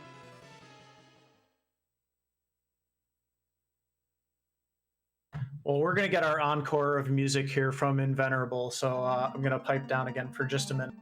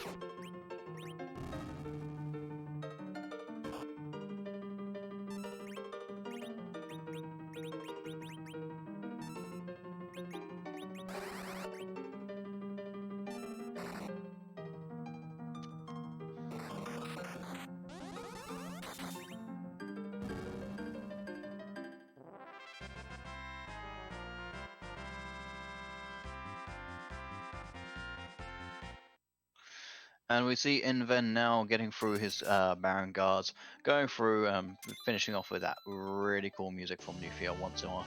Gonna be collecting his Adamant and getting ready for Go mode. So he does now, unfortunately, use a very small sprite, which is pretty funny as well. Oh, that's pretty funny. But he's now in Go mode. He's got a little bit of grinding to do now. He's got that low-leveled edge. But that does mean Baka has still got a chance to catch up. So we're going to see how this goes between the two of them. Baka eventually will maybe get through this Ogopogo, which he's doing a lot to do. It's interesting to think that there's someone who's finished and he thinks that this is still available to him 20 minutes ago.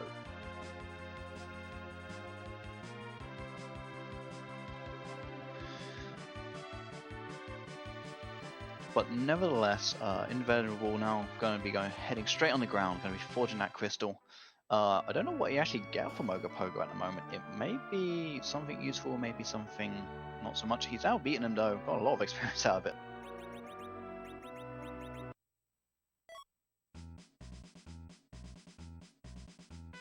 And it is the Protect Ring. So the Earth Crystal is actually behind Wyvern, which yeah, it's not great.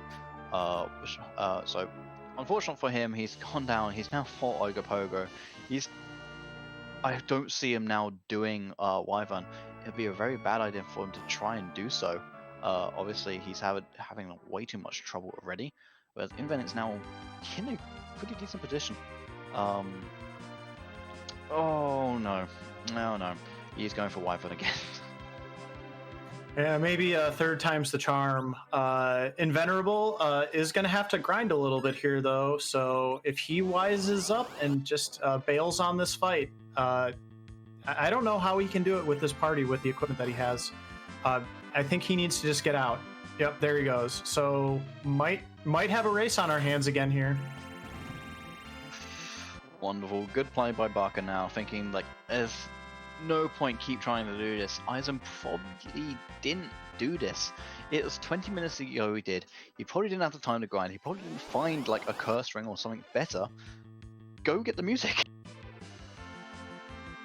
I mean, it's a very doable fight if you have the right party. So it's not so much about levels. I mean, he could think it was behind there and just Eisen found a curse ring that he didn't find, but I think it's, yeah, like you said, it's a much more efficient use of his time to go check Twin Harp. Or apparently we're going to go check the Eblin Cave character and find somebody who's a better agility anchor for that Wyvern fight, because bakashinobi is just convinced that it's there. That's very unfortunate. We don't even know what party member it is. Maybe it's something cool, maybe it's something interesting, maybe it's something useful. But nevertheless, again, an anchor for Wyvern is interesting. I mean, it's the only way through the fight. So if you're bakashinobi and you're convinced that that's where the adamant armor is, you need to go and check that out. But honestly, I'm not sure. It's going to be tough to look back at this one later on, as Inven is getting ready for his Zeromus fight. I do love that Inven is still in a mini state, so he's going to be walking up to Zeromus as a very tiny person. So that's going to be pretty interesting. Barker checking one chest so far and already found the monsters, finding those Stillmans. So going to make quick work of them at least. He's still got really good levels. See what's going to happen from the rest of it. It's just really, really, yeah. I can understand in his head why he's making this decision. He knows Invenerable hates Fey March. He probably thinks that it's the last spot that he would check. Any character here is going to be a good anchor for that Wyvern spot in all likelihood. Unfortunately, he guessed wrong. So we'll just have to he'll just have to kind of think about that and face up to it later, unfortunately, because Invenerable, barring some sort of catastrophe, looks to have second place well under control here. Okay, Kane. But yes. So Invenerable now in the Zeromus fight, going to be fighting against Osmos. Edge actually has enough levels to be able to survive the Big Bang. So going to be throwing a lot of stuff over at him. Going to see exactly if that this Kane is going to be now enough to be able to get him actually at least one turn is all he needs to be able to get through his Wyvern fight and Mega Nuke him back, and he's going to do a lot of damage still, and he's just going to have to recover from that. I hope he gets this fight just for the moral victory that he's going to get from it, because Baka is a really positive kind of personality. I think that he is very, very happy with his performance in the league, no matter how he finishes. But yeah, this is tough, and Invenerable well situated to take this down. He's got that agility anchor. Cecil, I suspect, has 28 agility. Looking at the hit points there, he's got a Yang ready to punch. He's got an Edge ready to throw and slice away. And oh, and just in case you needed, Paladin can nuke as well. Yeah, and I think Marco also just killing this Wyvern. I think he's got a vendetta against it right now, wiping this party so many times. He's probably going to feel really good when he does beat it, and it will feel good for him as well, as Invenerable will just go through this. So while we're just going through these things again, I just want to give a quick shout out to everybody on the Discord and Terasi for restreaming also our tracker for the day, which is It's Paranoia. Shout outs to Moonblazewolf as well. He's a great guy. I'd love to meet him. And just follow all the runners now. They're in no way bad people. It's just the nature of randomizers, and quite a lot. They didn't get here out of just sheer luck. They're still really, really good at this game. Follow the streamers. They can teach you so much. Oh, absolutely. These runners have had incredible performances throughout this tournament, and this is just one of those situations where unfortunately someone has to finish last. And you know, the way things fell tonight, and you see Baka has this fight under control now, exactly kind of like what I suspected here. So he's going to take it down. He's going to get the bad news pretty shortly, and I think Invenerable is going to be able to take this home here, and Invenerable will be breathing a huge sigh of relief that he got through this match, I suspect. Yeah, it's just interesting that Barker had to go get a Dragoon to go kill what's basically a dragon.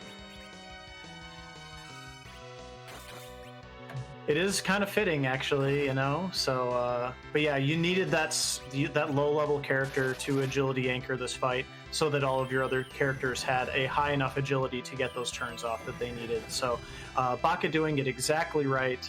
Just unfortunately guessed wrong here. Yeah, as we've been saying, it's the nature of randomizers. He's doing what he thinks is best, and is in no way, shape, or form the wrong play. There's no such thing as a wrong play in this randomizer. Anywhere, anything can be anywhere. It's just because we know where it is that we know what happens. He's hoping he doesn't go to Earth Crystal though. I mean, you have to go to Earth. You have to go to Earth Crystal next. It doesn't matter at this point. You got to follow that. You committed all this time to getting through that Wyvern spot. You're feeling good about getting that. Meanwhile, Invenerable getting the rocks here, about to finish up.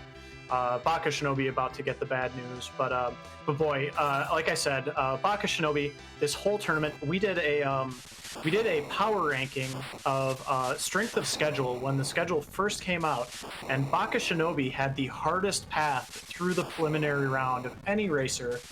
Got through it anyway, got to this match, and is gonna come in, unfortunately, just a little bit short tonight.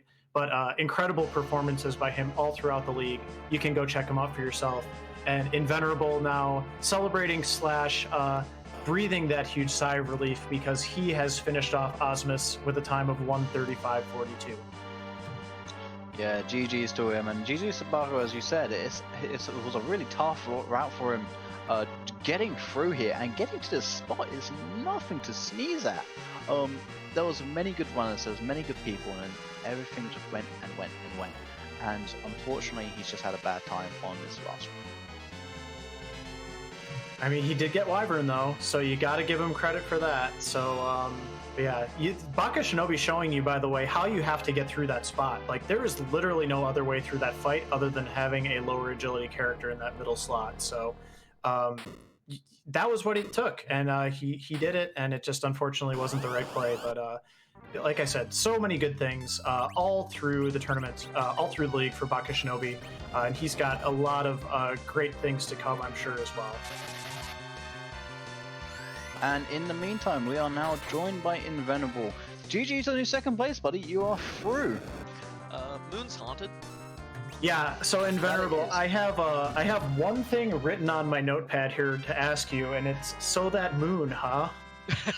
You know, ultimately it wasn't so bad. I did get the pass from it, and I did get, well, another Excalibur, a spoon to throw, and both of Edge's ultimate weapons, but I was too nervous to really grind Edge up properly to really be that great at Zeromus. But, you know, I got a little value out of them at the end. I think the most important thing, and I've not seen anything, but I'm guessing Baka followed me to the moon. Yes, he did, and unfortunately Gilgamesh had walked through it just beforehand, just dropping off his swords. And it was just interesting because I was also mentioning how you did pick up the edge when you went to Baron Castle. You were the only one out of you and Barker who did so, and I assumed it was because you just literally want to use Osmos as a pincushion, just throwing all the swords you found at the spoon. Yeah, I knew I'd get to throw the spoon and my extra swords, and I knew that also my initial plan was to bump Yang up to level 52 so he could be my anchor, but then I got Nuke and I forgot about that.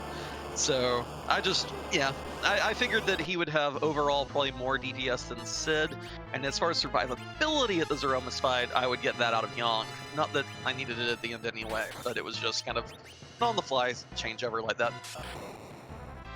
It was really interesting to watch. You and bakashinobi were the two runners that did Moon. Eizan never went to the Moon, by the way, but I suspect you already knew that. Oh yeah, he's like, no, I knew. He and I were chatting after we had both finished, and he's like, yeah, I knew you were going to go to the Moon, so I stayed on Earth, and I'm like, fair enough. Yeah, and the way it actually turned out, it was really interesting. So Baka did, he did Tower, he did Dwarf, which I know you did both of those afterwards. So he had Twin Harp in hand the entire time he was on the Moon. He also had that Excal Cecil the entire time he was on the Moon, plus 10 key items. So he really did close the gap on you. But you got up there so early and were able to get through some, not necessarily difficult, but you need to know the strats to get through stuff like Plague and D-Lunars and stuff like that. So no stumbles for you. You were able to get back down faster than him.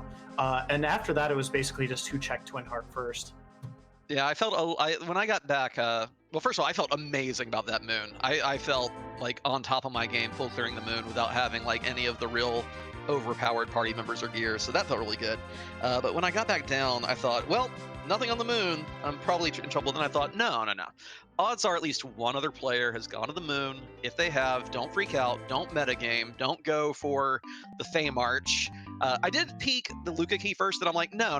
If someone else went Moon, and Moon went that well with only one reset to Golbez to set things up, let me just do the Earth like I normally would. And I still almost panicked after Baron Castle, especially when I got the text box glitch at Odin. But yeah, just afterwards just played through it, and I'm terrified of the Moon now a little bit. Well, the Moon is supposed to be a scary place, but you definitely wrecked through it today, so GG's to you, buddy.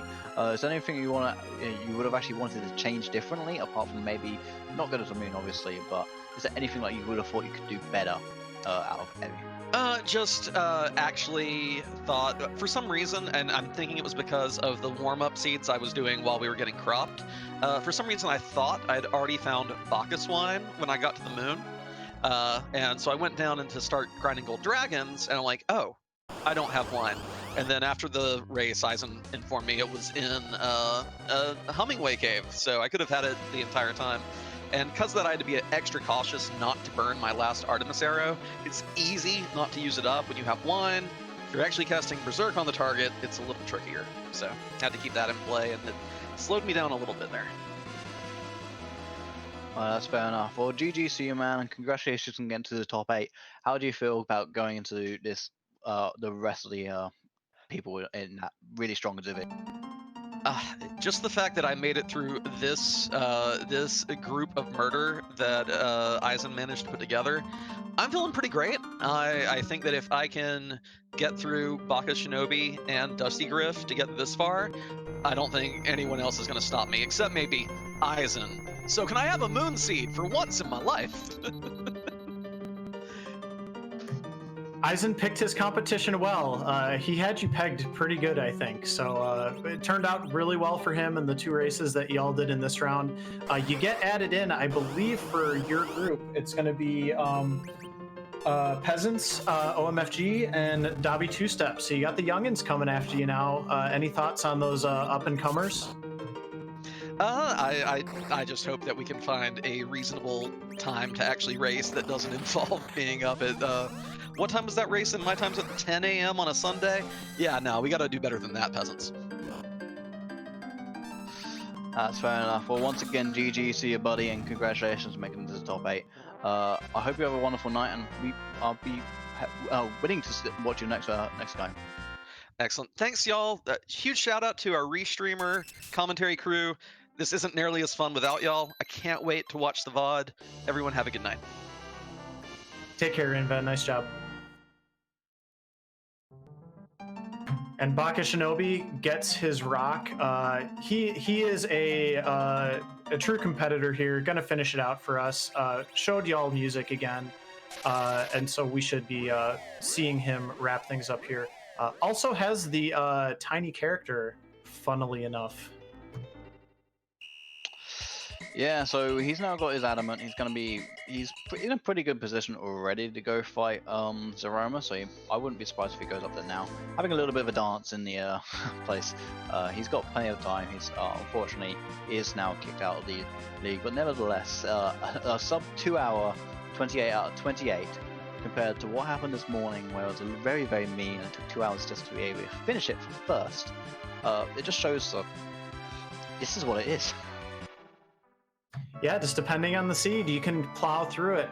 There were a couple really awkward, difficult spots in the seed. We kind of talked about some of those with Invenerable. Obviously, bakashinobi had to deal with those two Feymarch bosses that nobody else did.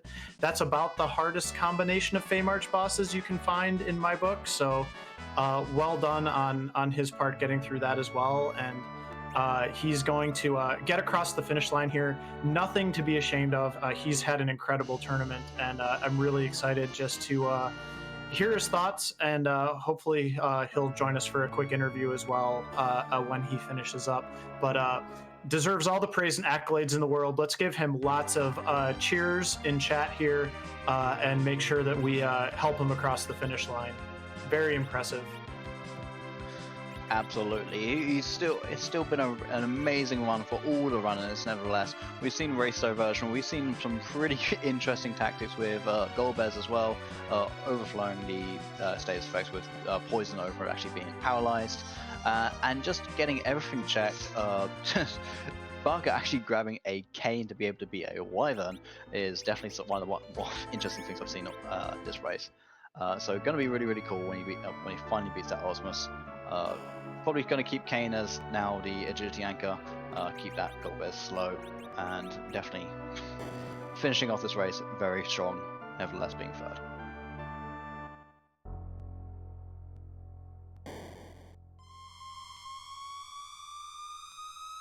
Yeah, he's going to have no trouble with this fight. That Kane is going to duel, also work as a nice agility anchor for this Zeromus fight. And yeah, this is a good sportsmanship by Baka finishing up here as well. Got to mention that too, because not everybody would do this, and that's okay too. But he wants to finish it up for himself and for all of us watching. So got to respect and appreciate that.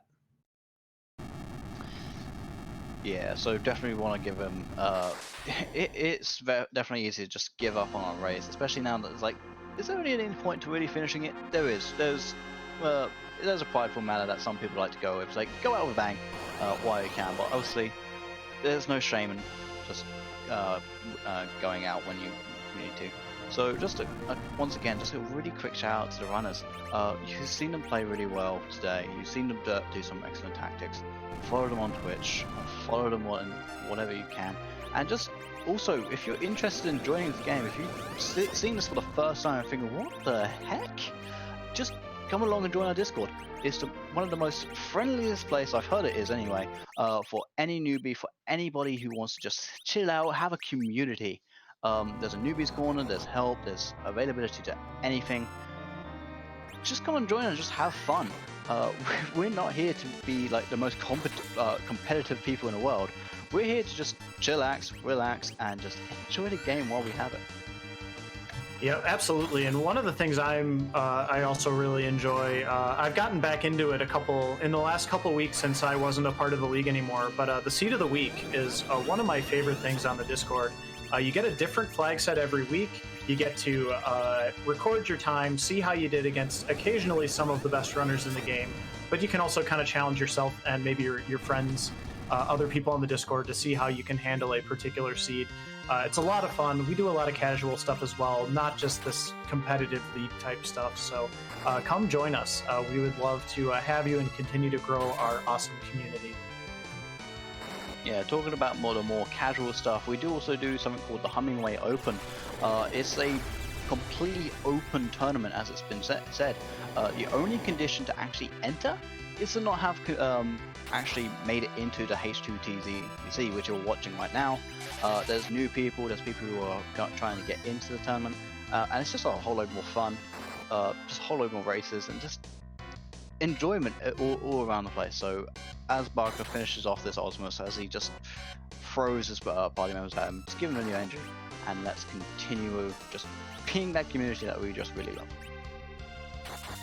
Yeah, and Baka is one of the community members as well that just really contributes a lot. He's always around, always visible. He's actually going to be a part of a randomizer showcase coming up in a couple weeks. I believe it's a couple weeks off on Games Done Quick, actually, where this randomizer is going to be showcased for about a 4-hour block, I want to say. If you want any more information on that, you can check out the announcements section of our Discord. We'll have all of that information there. Yeah, I do want to really just quickly point out, there's a lot of people who are just actually still learning about this game as well. I think I saw in chat someone's been playing this game for a decently long time, and they're just still learning about that trick of Golbez, in fact. And there's new things being found every day. This game's still developing. This game's still going on. This game, it's just a whole lot of fun. Get into it. Get going. And other than that, I really want to give us a quick shout out to Moonblazewolf, who's been amazing with me today. So give quick to give him a follow as well. To us who've been restreaming and all the restreamers, they do an excellent job. Just really doing a lot to actually make this kind of stuff happen, and our tracker as well. Yeah, and thank you so much for that. Baka, meanwhile, absolutely obliterates Osmus, and he is done sub 150, so 149.35 for a 28 out of 28. Bakashinobi literally checking every spot in the game for you tonight, clocking in under 150. Very, very impressive. And we'll see if he wants to come in for a quick interview just to share his comments and reflections on the seed. So we'll see if we can get him in here for a minute. Yeah, very big GG's to Baka. That's a very good time for what he's gone through. And speaking of the guy, here he is, Baka. GG's, man. Thank you very much. I metagamed myself into a loss, I feel like. Hey, Baka, we kind of figured you were pounding your head against that Fey Marsh because you knew Invenerable would never go there. And boy, we were a little bit sick to our stomachs, but we knew why you were doing what you were doing. The seed was really dragging on. No shame in it, and it just didn't pan out for you tonight. Just thoughts on the seed and the league in general from you? That seed was... The fact that Twin Harp was so early and Adamant was there just threw me off, so... Underground being worthless, the overworld having all of the crystal really just throws me off, because that's just not what I expect. Once I cleared all the underworld, I decided Moon was my next best play because his highest density of items. The lack of cabins was annoying, which is why I kept safes coming out of fights in the underground just to reset and conserve resources. Overall, kind of a weirdly paced seed. The lack of illusions, if I thought about it more, would probably made me realize that Eisen didn't go for those Fey March bosses. Yeah, most certainly. We had a very interesting start between the Sid and the White Mage. It was very decently linear. You all gone about the same way, apart from a small divergence with Eisen, but that's Eisen being Eisen, really. And then just everyone's on the ground, and everyone just split off everywhere. It was a really open seed because you had underground access and you had moon access. You just didn't know where this last bit item was. It could have been just anything anywhere. Other than that, how do you feel about actually doing a sub 150 28 out of 28? Consider I spent like 15 minutes wiping to Wyvern, I don't feel too bad about it. The lack of anchoring was kind of annoying for that. I usually try and have a good anchor, but there just wasn't a good person to take for an anchor. Porum was already too high level when Rosa should have up the moon. Sid was too high level. Having to go and grab Kane as an anchor is a bit out there, but it did the job. If you ever need to know how to deal with Wyvern in that spot, that's kind of how you take care of them. Yeah, I was kind of talking about it a little when you went to Eblin Cave, because we all thought, oh man, he's just bailing on the Wyvern spot, and then when you landed at Eblin, I'm like, nope, he's going to get an agility anchor. I mean, you can correct me if I'm wrong, but it's basically no way through that fight unless you have a curse ring or a super low agility anchor there, correct? Pretty much. I imagine if you could go and get like a 70 or 80 agility character, you're going to get that. But yeah, you need an anchor for that fight. Ashura is just incredibly fast, and Wyvern in that spot, you just have to have an anchor. Yeah, so it was a really good play. I found it interesting they had to go grab a Dragoon and kill him just to fight a dragon. Yeah, that was kind of a funny one. And I mean, at that point, after I committed so much, I really just, that was the only play I could afford to make. If it wasn't there, then I was still going to lose anyways, because Inven would go and hit the other spots before me. So I guess if I came back from the moon and went straight to Twin Harp, I might have had a chance. But otherwise, Seed didn't go and give me a lot of... Seed just played me well. I mean, I will say from what I saw, I thought you had a really solid strategy, especially through the mid game. I really liked your decision to stay on Earth and get those 10 key items before you went up to the moon. You also picked up the Cecil with the Excalibur, which you really... Invenerable probably got up to the moon 15 or 16 minutes before you, but I think you closed that gap by about 10 minutes or so by the time both of you had full cleared that basically empty moon except for the pass. So I really think you had the right idea. It just didn't pay off. And, you know, I thought your reasoning and all the stuff that you did all seems really sound and logical. So it just didn't pan out for you, unfortunately. But boy, it's been so much fun watching you race during the league this year. Just want to say again, congrats on all the great performances along the way. Thank you very much. It's been great fun playing here. And yeah, disappointing to not move on, but I have good opponents, and the seed just didn't play out in how I needed it to play out, so that's how it goes. Yeah, such is the way of the randomizer. Well, GG to you, buddy. Unfortunately, your road ends here, but we'll be happy to see you more. We're happy to you're a great person, and we'll hope to see you again. GG's and have a good night, man. Thank you, you too, and thank you all for restreaming. And that was bakashinobi. Again, just so much, you know, sportsmanship in class there. Just really want to highlight that because we love to see that in our community. Thank you so much, everybody, for watching tonight. We are going to be heading out. This is our last scheduled match for the tournament for a while. We got to get these new 8-player pods together. We got 2 new pods of 4. They are going to be scheduling their next matches, so keep an eye out for that. The times and arrangements for those will be posted on our Discord as soon as they are available. But until then, we're going to be heading off. We're going to be raiding into Tara, who is one of our fantastic community members, and we'll be sending you over there. So be sure to give her lots of love and pass on these good vibes to her. Iscal, thank you so much for the co-commentary tonight. Paranoia, thank you for tracking. Tarasu, thank you for restreaming. I'm Moonblazewolf. I'm going to go ahead and get off the mic now. Iscal, any final thoughts on our race tonight? It's been a great race. I hope everyone has a lovely evening. Go see Natara, give her lots of love, and tell her it's alright.